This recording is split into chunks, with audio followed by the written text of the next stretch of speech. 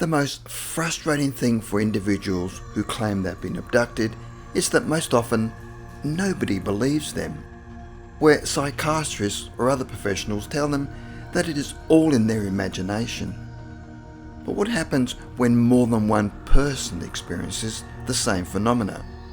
They cannot all be accused of imagining or dreaming their strange event. The following 3 stories are about normal, everyday people living in England, going about their daily lives when they experience a strange event that forever changes their perceptions of life.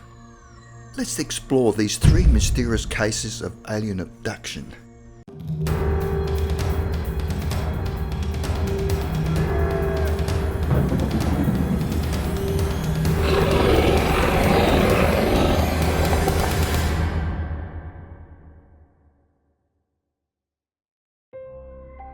Number 3, Dorset, England, 1990.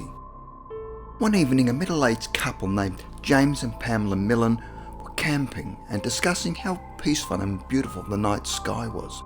It was a very quiet night when they decided to go to bed early. At around 3 a.m, James got up to go to the toilet, and when he exited the tent, he looked across to the field to his right and noticed orangey gold balls bouncing around. He then called his wife to come outside to share his observations. The sky was very clear with a full moon, but they did notice one unusual occurrence. There was an eerie silence, and they were both totally transfixed on the glowing balls, and the atmosphere appeared calm and slow. James then describes how totally relaxed and happy he felt. He then went back into the tent to get his camera to capture this unusual event. Pamela then said that she'd had a strange feeling, then all of a sudden found herself sitting in the tent, observing her husband outside looking at the sky. Her husband then casually walked back inside the tent and said to her, "They've gone now." Pamela then looked down and found a pile of cigarette butts at her feet that were not there before. Although she was a smoker, she did not remember smoking them. Pam then asked the husband what the time was, and he said 6 a.m. They had somehow lost 3 hours. They then went back to sleep, and in the morning, as they were sitting having a cup of tea, James said to his wife, "Did we imagine what happened to us last night? Did we really observe those balls of light bouncing around in the field?" The fact that both of them had observed the lights gave it credibility, as they both could not have shared the same dream. James then said that in those 3 lost hours, he recalled being in a circular room with a white bench and a translucent light coming through what looked like plastic. He was surrounded by figures dressed in white with pointed hats which resembled the Ku Klux Klan. As he was looking around at these strange figures, he found he was not frightened and even felt they had beneficial consequences. Pamela then said that rather than being a negative experience, they both felt enriched by the ordeal, and Pamela was certain that it was not a dream or their vivid imaginations. They were sure that the unusual event really happened. Although many experts questioned and doubted their unusual experience that evening, James said he knows what happened to him that night, and no psychiatrist or any other expert could tell him that they'd imagined the whole episode. Number 2, Didsbury, Manchester, England, 1979. It was a summer's evening when Linda Jones, her teenage daughter and young son were going on an evening stroll across a meadow. They had stopped to pick some flowers when her daughter suddenly looked up at the sky and screamed out, "Look, Mum, the moon's coming towards us."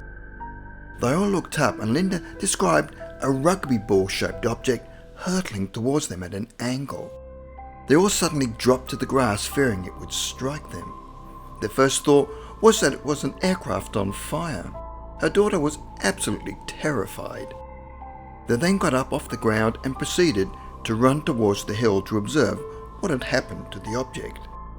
As they reached the top of the hill, they found themselves looking down at a craft that was shaped like a crescent moon. Linda said it was so close she could have gone up to it and touched it.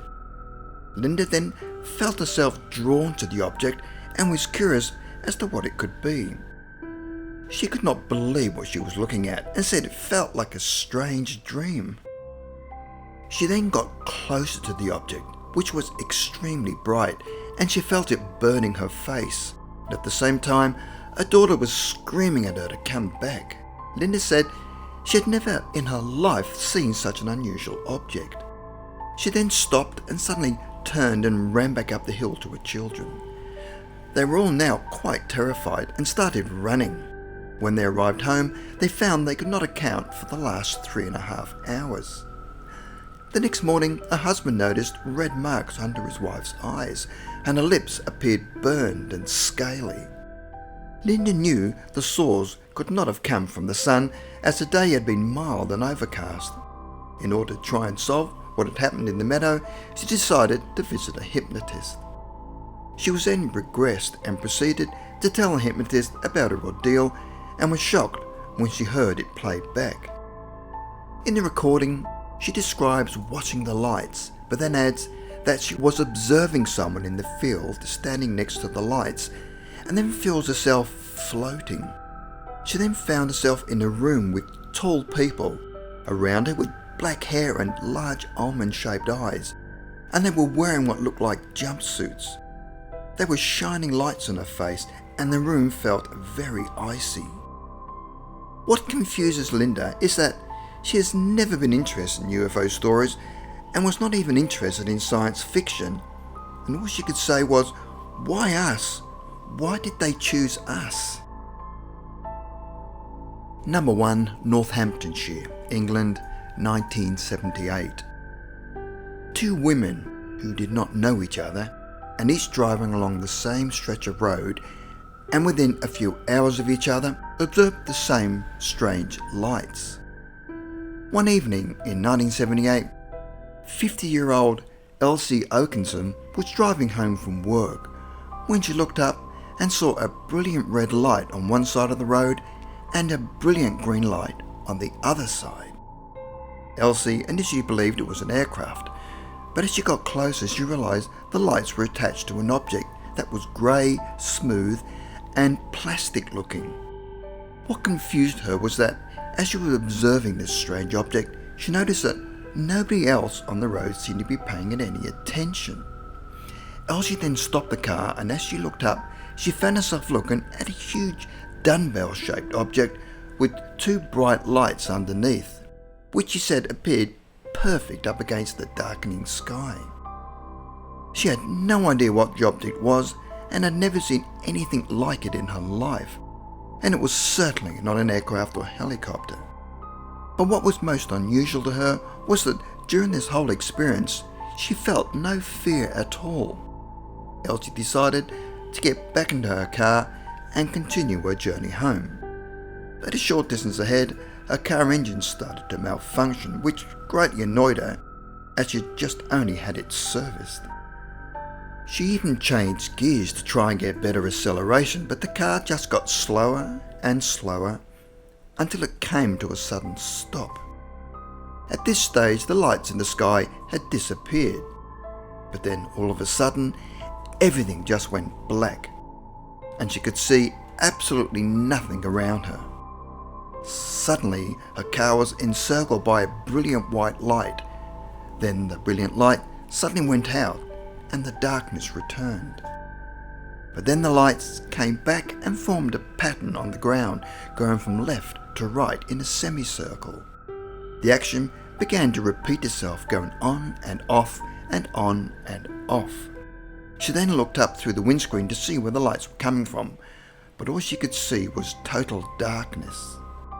But in a split second, Elsie observed that everything had gone back to normal, and she had somehow found herself driving again. When she arrived home, she checked her clock and found she had lost time. 2 hours later, and just 4 miles from Elsie's home, Georgina Laurie was driving with 2 friends, and her description of what she saw that evening matched Elsie's. She also observed a white light shining down through some trees, and as the light shined down, her car also started to falter. the light suddenly turned off and then a red and green light appeared. But as Georgina continued driving, the light started to pace her car. The two lights then blended into one single white light, then shot off at an incredible speed. What concerned her most was that it made no sound whatsoever, and she insists it was not an aeroplane.